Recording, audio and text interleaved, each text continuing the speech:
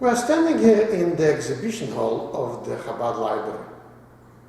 The library that contains over 250,000 old and rare books and manuscripts that was gathered by the Rebbes of Chabad over the generations. It's not open for the public library.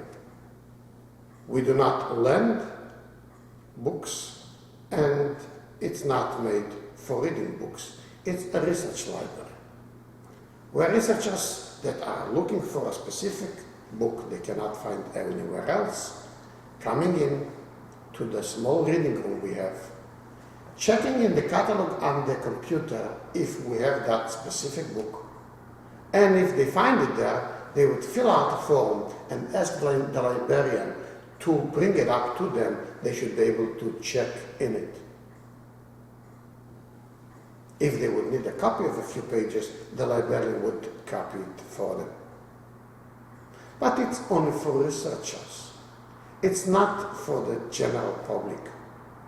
Still, everyone wants to come in and see the special items that are kept in this holy and rare library. For this cause, we opened this exhibition hall, where every year or two we select a subject and we prepare an exhibition related to that subject.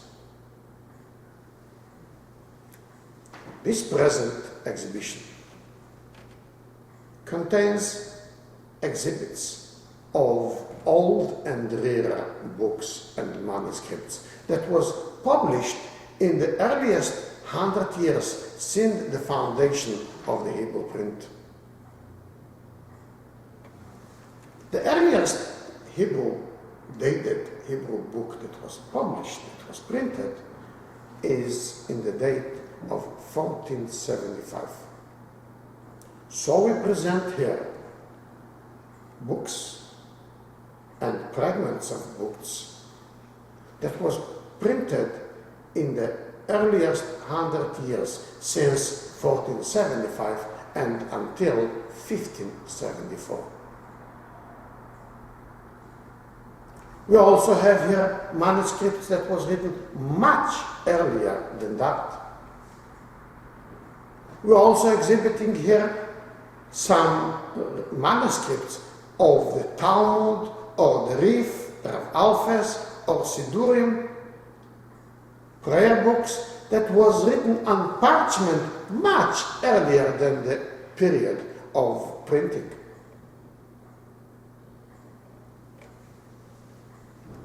All these single pages, if they are pages of books that was printed in the earliest years of printing, or if they are manuscript that was written much earlier than the period of printing, we found in the binding of books that was published in the 1600, in the 16th century.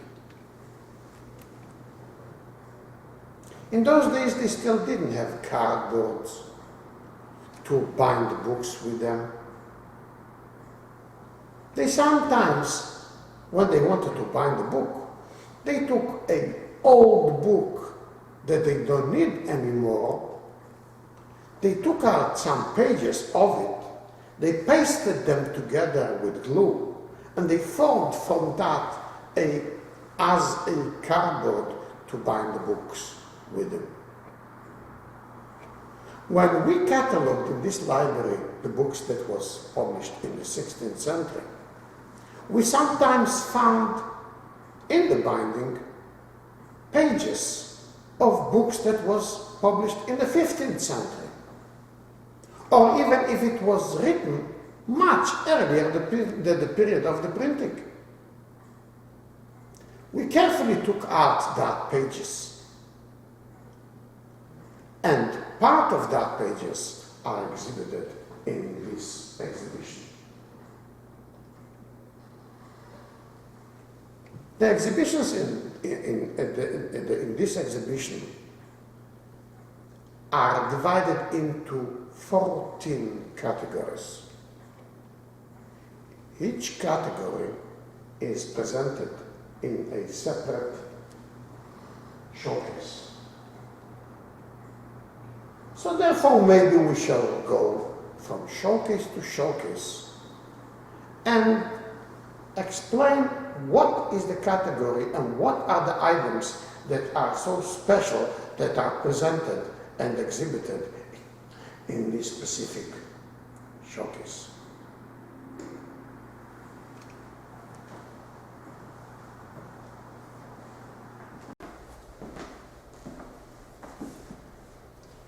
In this first showcase are exhibited the earliest prints of the Tanakh, Torah, Levin, Tuvim, that was published in the earliest 100 years of the Hebrew book.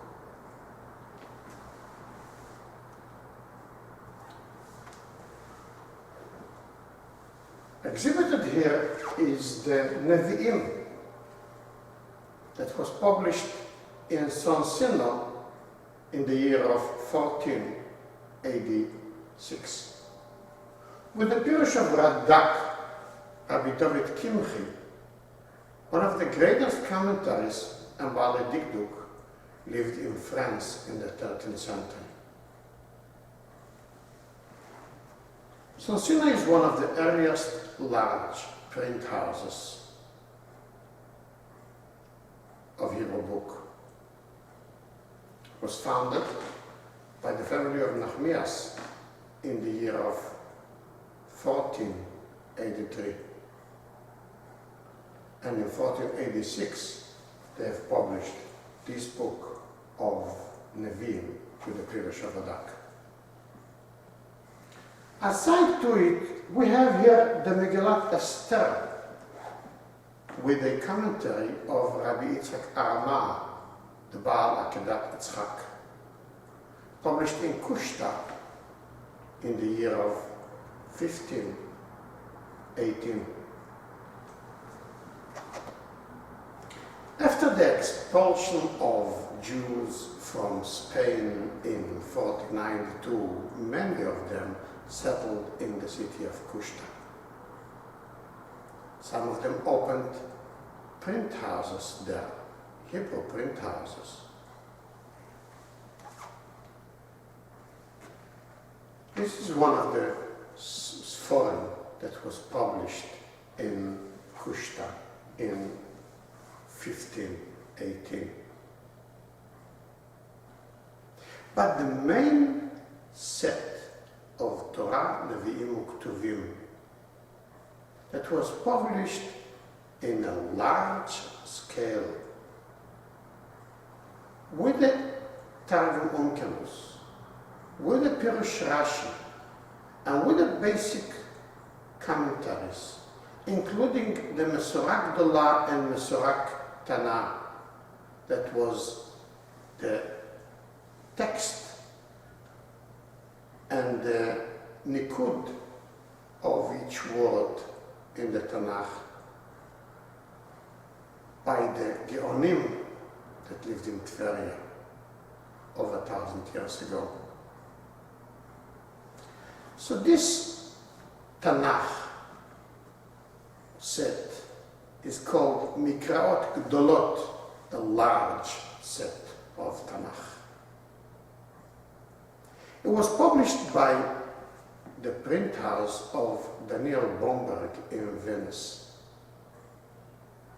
He opened in Venice the print house in the year of 1517 or 16. And this was the largest print house for Hebrew books. He himself wasn't Jewish, but it was a print house for Jewish books, with a large scale selling it to Jews throughout the world. Here is exhibited the Tehillim and Mishlei of this first set published in the year of 1518. And aside is exhibited the Torah that he have published in the year of 1525. But this is the large scale books of Mikhail. At the same time, they used to publish a very small packet size of the Tanakh. We have here exhibited a small size, packet size of the Sefer Yirmiyahu, published in Paris in the year of 1544-45, the whole set in many volumes, all on small scale, without onkelos, without Rashi, without any commentaries, just the Tanakh itself.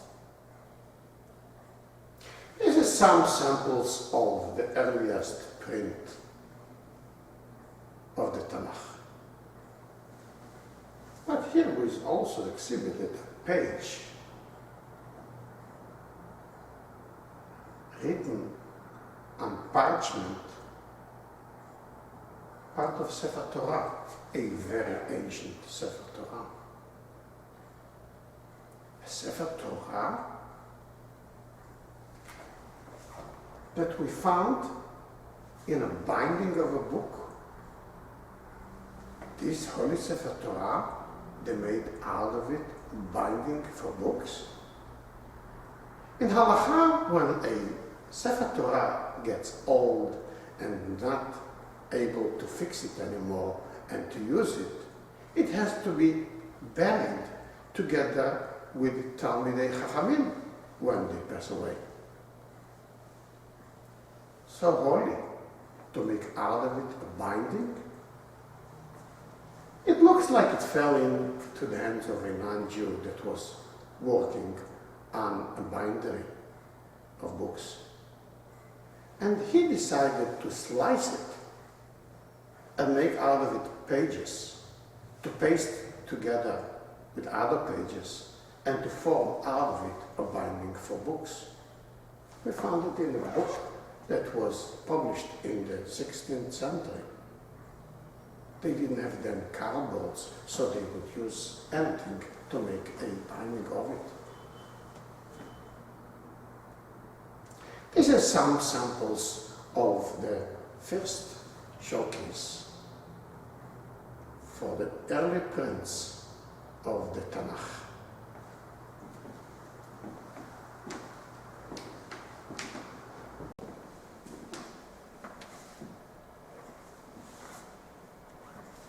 In this second showcase are exhibited the earliest prints of the Talmud Bavli in the first 100 years of the Hebrew print.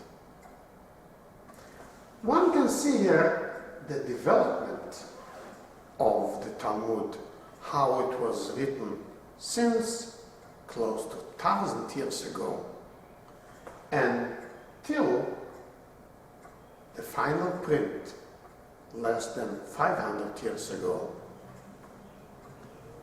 that set the Tzurat Hadaf, the format of the paging of our Talmud, that all other prints till today are using the same setting of the pages of the Talmud. So let's start with the first one that was written on parchment many years, hundreds of years before the Hebrew print was ever found. The Rambam writes that he saw a Talmud that was written on parchment about 500 years ago, and he checked in it the text of the Talmud in the places that he had a question, what is the correct version. The writing of the Talmud ended in about year 500. Over 1,500 years ago. The Rambam was about 850 years ago. And he saw a Talmud written on parchment 500 years earlier, which is about 150 years after the completion of the writing of the Talmud. We have here a page of the Talmud written on parchment. Here in the library we have 3 pages of the Talmud written on parchment. One of them is exhibited here, that we found in a binding of a book that was published in the 16th century.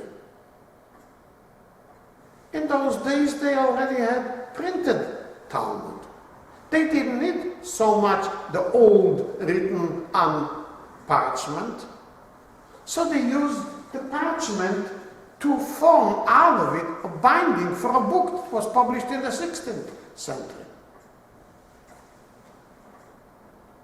Near it we have a page of the Talmud with a Rashi commentary around it, copied on a page of paper about 600 years ago, in the 14th century, in the 15th century.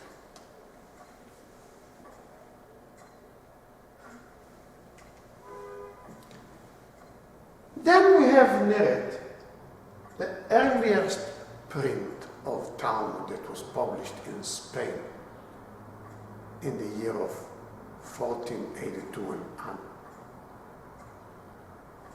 It's a very, very rare book.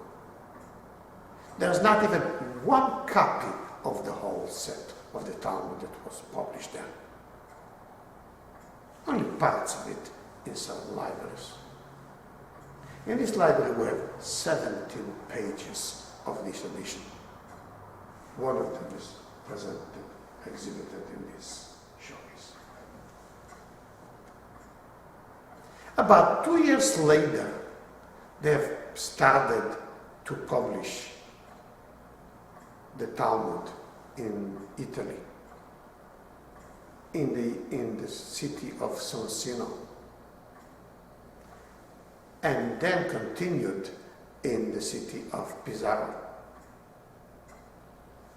We have here exhibited one of the pages, the first volume, Brachot, that was published in Sonsino, and the volume of the continuation of it that was published in Pizarro in the year 1511. In the Masechet Brachot, on the last page, there is a colophon that says that they finished publishing this volume in the year of Gemara, which is Reish Mem Dalet, which is 1484. And this page with the colophon is exhibited here. We found it in a binding of a book that was published in the 16th century. They had already nicer Talmud, and they didn't need the old Talmud that was published in Sonsino. And that's why they used these pages to form out of it a binding for the book that was published in the 16th century. In those years they had already the nice publication of the Talmud by Daniel Bomberg in Venice. He opened a very large print house, printed many books in the period of close to 30 years. Several times he published the Talmud, the Tanakh, and many others for him.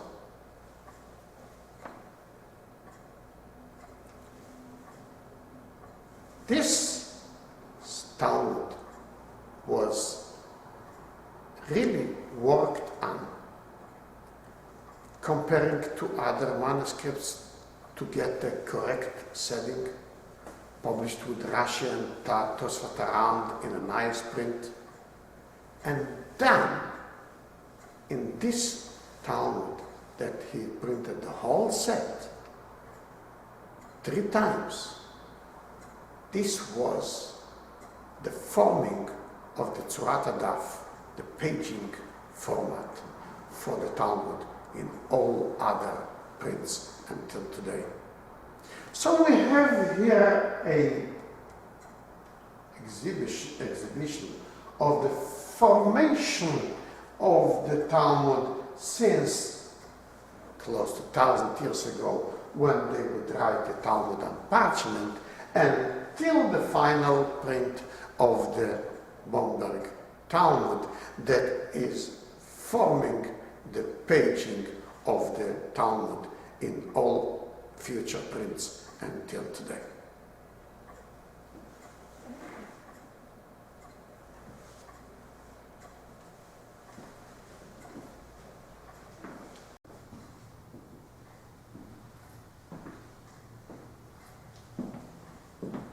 In this third showcase of the exhibition are exhibited commentaries on Torah, Tanakh, and Talmud that was published in the earliest years of the Hebrew print. The greatest commentary on Tanakh and on Talmud is the famous Rashi, Rabbi Shlomo Yitzchaki, that lived close to 1,000 years ago in France. Usually, his commentaries on Torah, on Tanakh, and Talmud are published together with the Torah and the Tanakh and the Talmud on the page, around the text, or on the bottom of the text. But in the earliest years of the Hebrew print, they have published the commentary of Rashi and Chumash and Torah as a separate volume. This is actually the earliest dated Hebrew book printed ever. It was printed in Rio de Calabria in the year of 1475. In the same year, they founded a print house in Mantua, in Italy.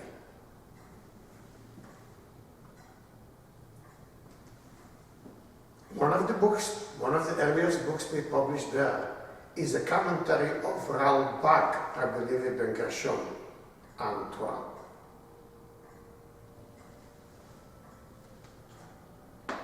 About 10 years later, they have opened a print house in the city of Napoli in Italy.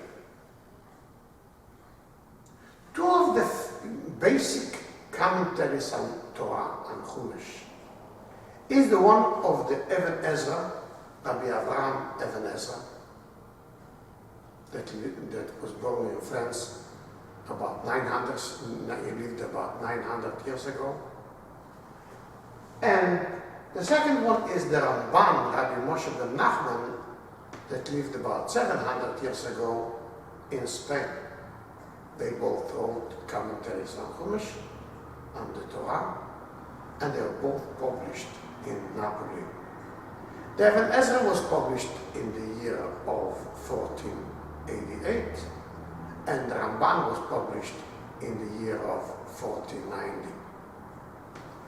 So we have here 4 volumes exhibited of the earliest years, which is called Incarnabula, that was published between the year of 1475 and 1490. Commentary on the Torah. Rashi wrote a commentary on the whole Talmud.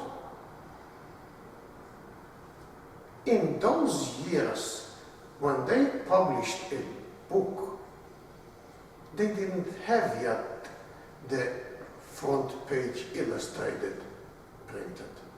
They would leave the front page empty and they would start printing from the other side. So was with the Talmud that they have published in Spain in the year of 1482. One wanted to copy for himself the Rashi and the Masechet Menachot. He didn't have paper to write it on. But he had in his possession the Talmud, the Masechet Chagiga, that was published in Spain in 1482. So he copied part of the Rashi and Menachot on that empty, blank front page of the Masechet Chagiga as presented, as exhibited in this exhibition. In that print, they printed the Talmud only with Rashi, without the Tosfot. Somebody wanted to copy for himself the Tosfot, so he copied it on a separate booklet. One of the pages is exhibited in this showcase. So we have here a showcase that is exhibiting the commentaries on Torah and on Talmud. The earliest years of incunabula and some manuscript copies of the Rashi and Tosfot and the Talmud.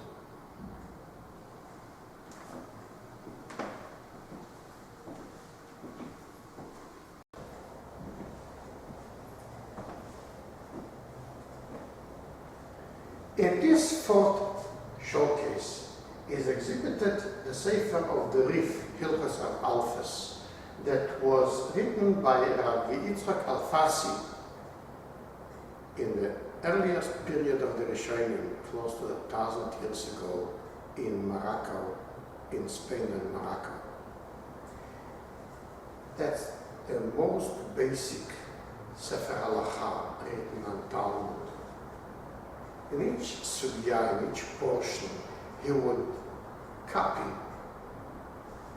the summary of the Talmud and that sugya, and then he would summarize and come to conclusion halacha l'maaseh in every detail. Much earlier than the Hebrew print, they would study the Rif in written form, copies written on paper or parchment. Here is exhibited a page of Hilchos Alfas, written on a parchment that we found in the binding of one of the books that was published in the 16th century. The earliest print of the Rif is in Kushta in the year of 1519. Usually, the Rif itself is published in the center, and around it you have Rishonim commentary that are explaining the Rif. In the back of each Masechet, you have the Mordechai. As you see here, the first page is the end of the Mordechai on the previous Masechet, and then comes the Rif on this Masechet. And afterward, in the end of each Masechet, comes the Tosefta on that Masechet. Today, the Rif and the commentaries and the Mordechai and the Tosefta are coming together with each Masechet, printed together. But in the early prints, they were printed in a separate set called Hilchos Alfas. The next period was the largest print houses was in Venice, where they have published a large scale of the Hilchos Aralfes, twice that we are presenting here. One is published by the print of Mudrych in Venice in the year of 1522, and one is published in the print of Bragadin in Venice in the year of 1552. But then happened something which was very changing the attitude of learning Greek by Jewish scholars. In the year of 1551, Tuvia Poa opened a print house in Savionita. In the year of 1553, 2 years later, he started printing a Talmud in this print house. But in the end of that year, there came out a decree from the Pope that you're not allowed to level the Talmud since there are published ideas against their belief, and therefore they should burn all the Talmud books that are in Italy. And whoever will be found in his house a copy of the Talmud, he will severely be punished.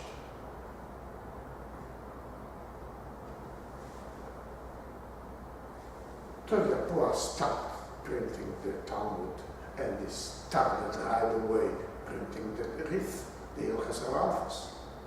The decree didn't say that you're not allowed to learn Aralfes.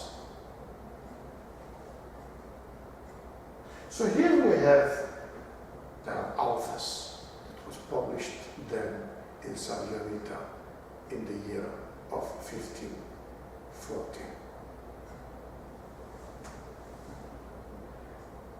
Usually the Rif is published in large format.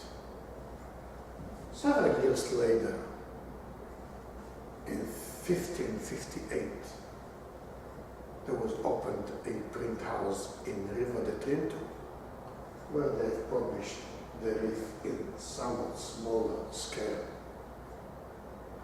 So here is some samples of the Rif, which is the most basic halachic book written on Talmud, from the period that they would then write it and copy it on parchment, much earlier than the period of the Hebrew book printed, until the last edition that we show here, printed in Riva de Trinto in the year 1518.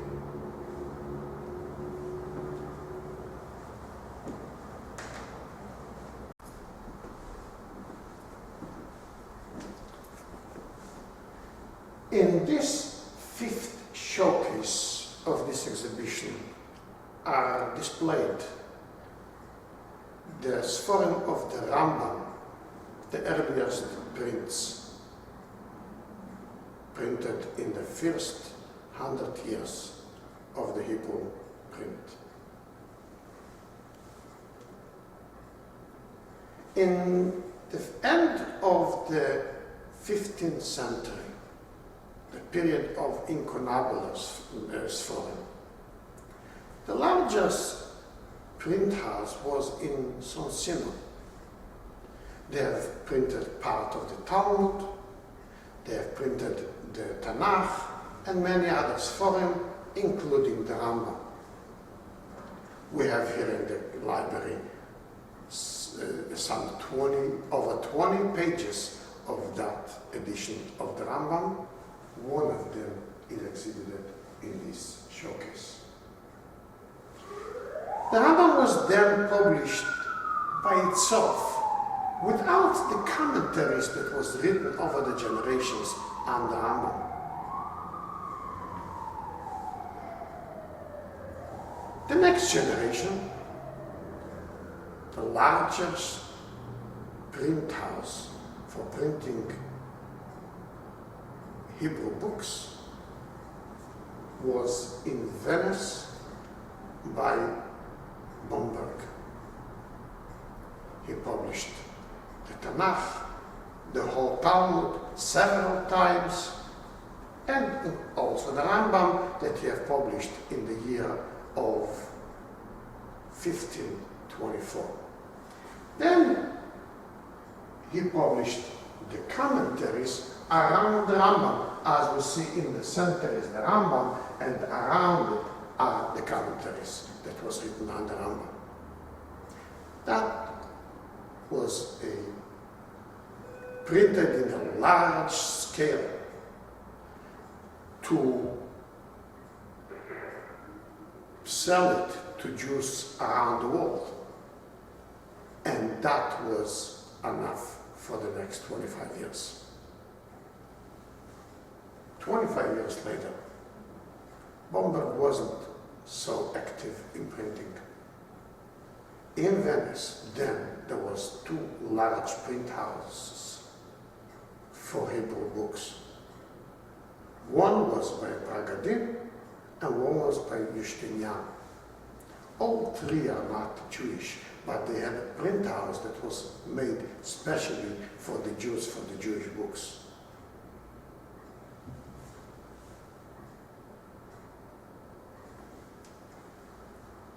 They both printed the Rambam in the same year of 1550. Bragadin and Justinian. Between them, they were rivals.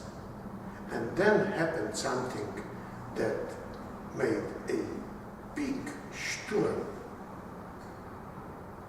in the Jewish world. Then there was a Rabbi Meir of Padve, Maharam Padve.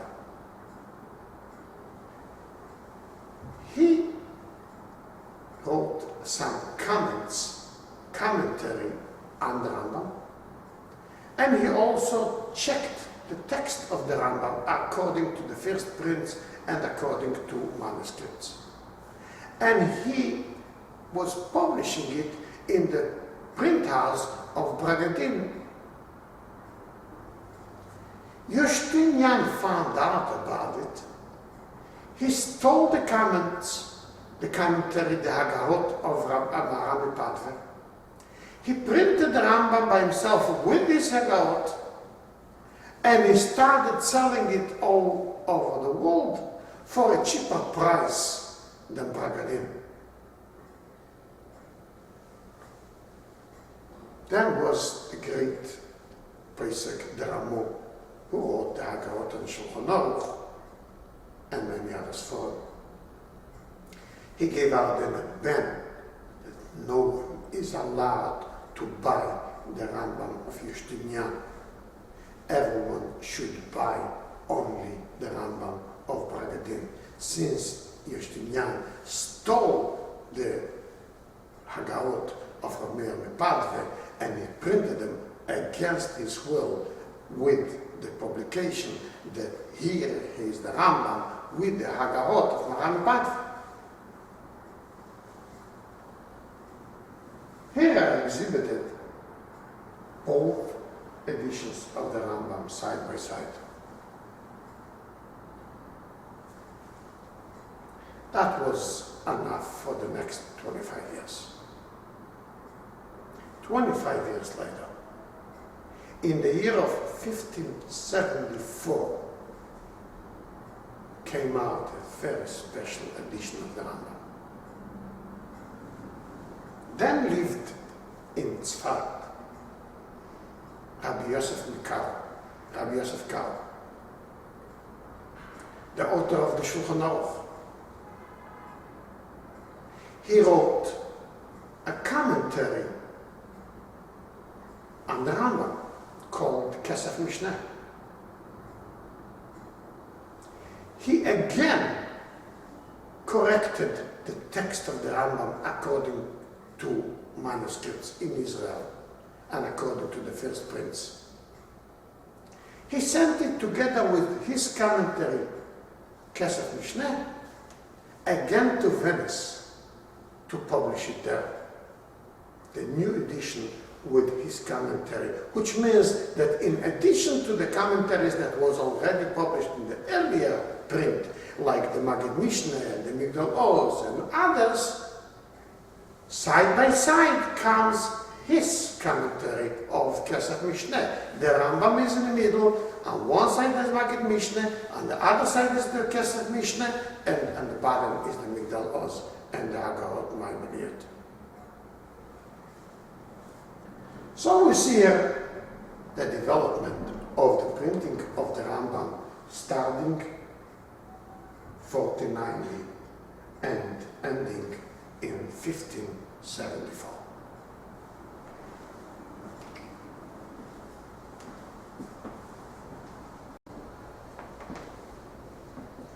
In this sixth showcase are exhibited the earliest prints of the Turim and Shulchan Aruch.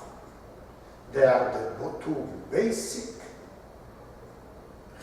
Sforim in Halacha that is being learned till today as the basic Sforim in Halacha.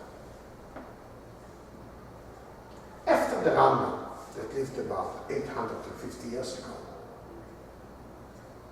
a few generations later lived Rabbi Yaakov Baal HaTurim, the son of the Rosh. He lived first in Germany and then he moved to Spain. And he wrote a Sefer Halacha, and all the halachot that is contemporary also in our times. He called the Sefer Turim. He divided it to 4 volumes, which he called 4 columns. Columns in Hebrew is Turim. That was the main Sefer Halacha was learned there, and it was published there, printed there, again and again in many places. We have here exhibited the Turim that was published in Wadi al-Hajara in Spain in the year of 1480. We have here the Turim that was published in Portugal around the year of 1490. We have here the Turim that was published in Kushta around the year of 1500. It says in the colophon what year it was, but it's not clear there if it means 1494 or 1504. It's exhibited here the Turim that was published in Fez, Morocco in the year of 1520. It's exhibited here the Turim that was published in Krakow in Poland in the year of 1539. All these editions is only the Sefer of the Turim by itself, without the commentaries around it that was written and published later. In that period, lived in Sfas in Israel, Rabbi Yosef Karo, the Bet Yosef. He is called Bet Yosef since he wrote the Pirush and the Turim, which he called Bet Yosef. When he finished writing that, he sent it to print together with the Turim in Venice, published in 1550, as exhibited here. And this was the base for writing the conclusions of Halacha in the summarized book of Shulchan Aruch. He finished the Shulchan Aruch and he sent it to print in the year of 1565.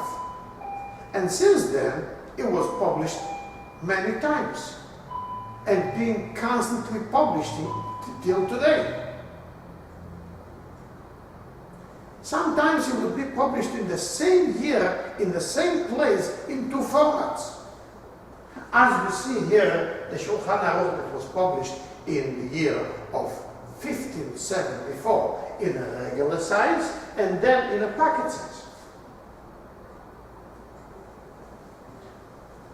In the same time when Rabbi Yosef Karo was the greatest posek among the Sephardim, he lived in Israel, and at the same time the greatest posek in the context of the Ashkenazim in Poland lived the Rama, Rabbi Moshe Isserich. He went in the footsteps of the Bet Yosef. First, he wrote a commentary on the Tur and the Bet Yosef. He called it Darkei Moshe. There, he sometimes argued with the Bet Yosef, and sometimes he added the minhagim of the Ashkenazim that is not brought in the Bet Yosef, which is as follows. After he wrote that Bet Yosef, he also wrote Hagaot on the Shulchan Aruch, on the summarized book of Halachot. And Shulchan Aruch, he wrote the Hagaot of how the Ashkenazim are concluding the Halakha and the Minhag.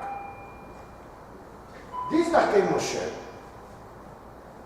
was not published yet then. It was written and learned from a written copy. As you see here, the Darkei Moshe and the Shulchan Aruch and the Turim in manuscript.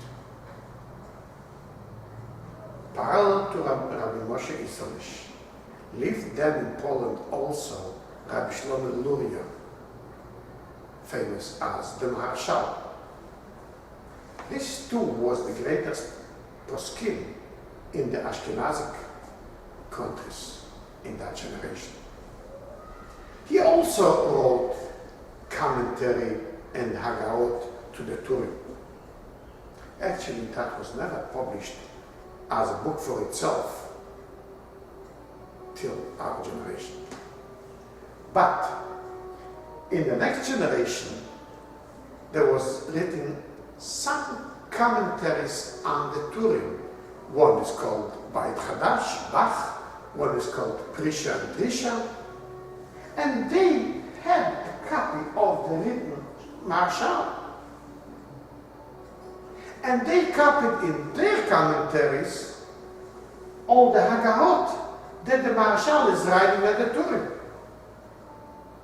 So we have here the development of the Tur Shulchan Aruch starting in Spain in the year of 1480 and ending in Venice in 1574.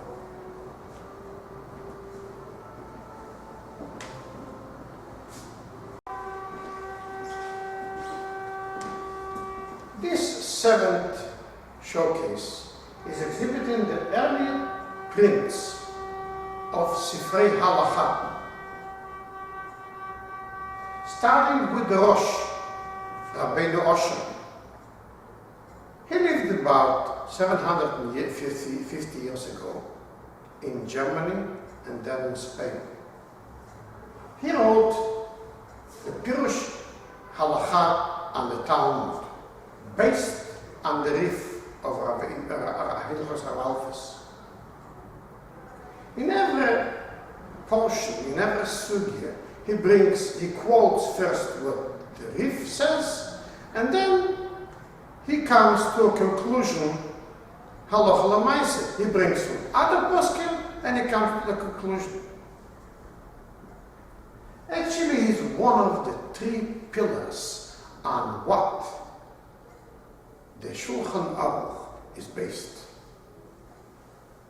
The Bet Yosef writes in his introduction that he brings all poskim, but mainly he builds the halacha on three pillars: Rabbi Yitzchak Alfasim, the Rambam, and the Rosh. This Rosh is always printed with the Gemara, in the end of the Gemara,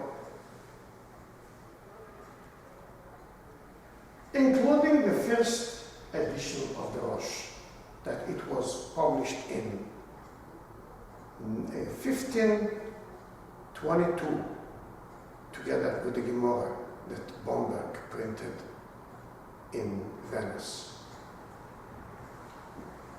But this Rosh we have in the library is a very unique copy.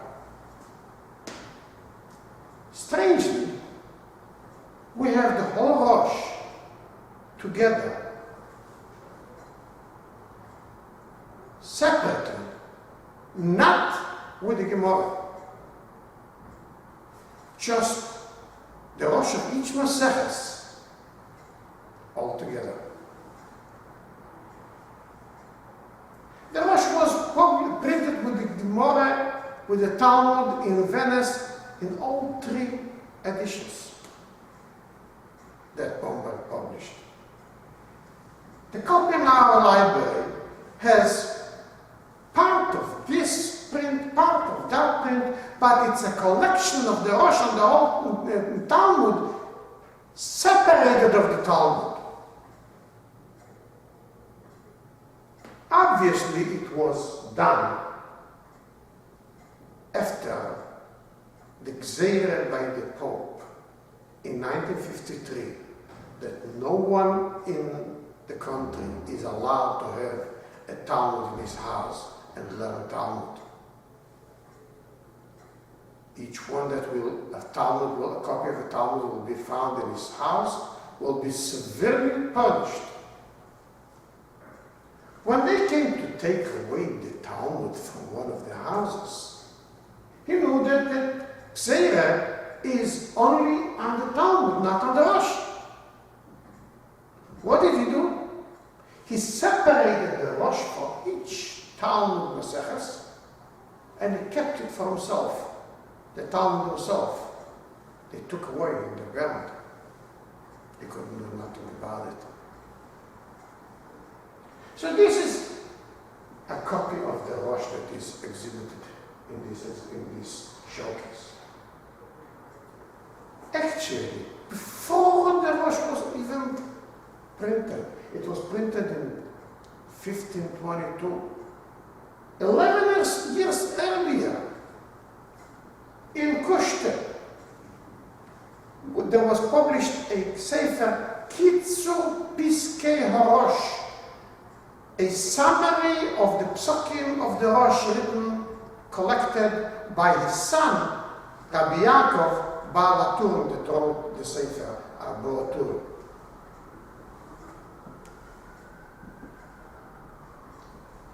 It was published in Kushte in the year of Reish Ayin Hei, 1515, about 7 years earlier than the Rosh.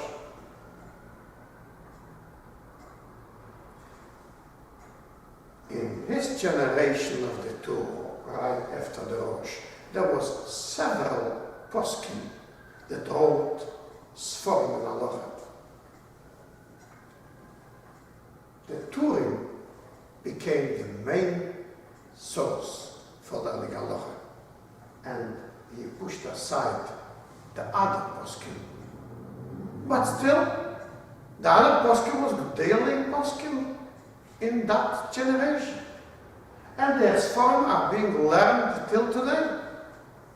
So here, let's start here what is exhibited here, the Rabbeinu Yerucham, that was published in Kushte Reish Ayin Vov, 1 year after the Piskei HaRosh, Kitzur Piskei HaRosh.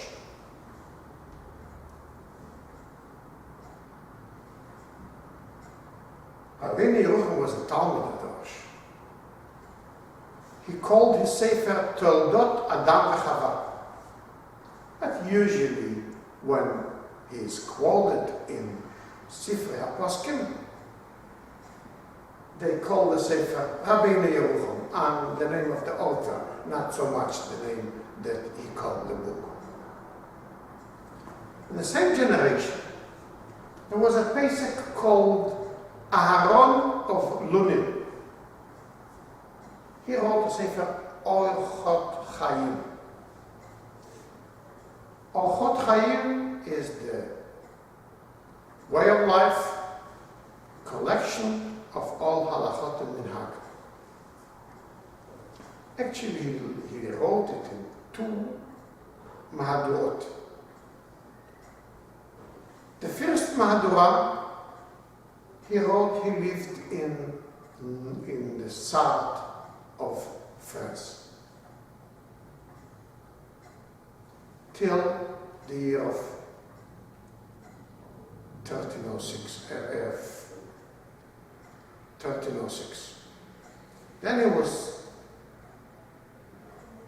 exiled from France and he settled in Mallorca near Spain. He wrote the Sefer of Orchot Chaim in 2 versions. The first one he wrote while living in South France, and then when he came to Mallorca, he corrected it and added, which is Amadur Batra, final version. The printed Orchot Chaim is actually the first version. They didn't have the second version. But so many places in the Poskim, when they quote him from the second version. They had a manuscript of the second version. Here we have a manuscript of the Orchot Chaim. We found it in one of the bindings of one of the books that was published in the 16th century.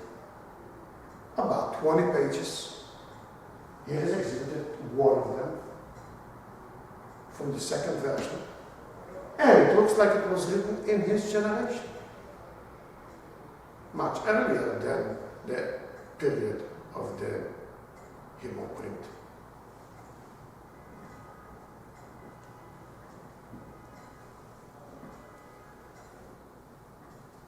In the same time, there was another Pesach that wrote a similar sefer called Kolbo. Kolbo means everything is in it.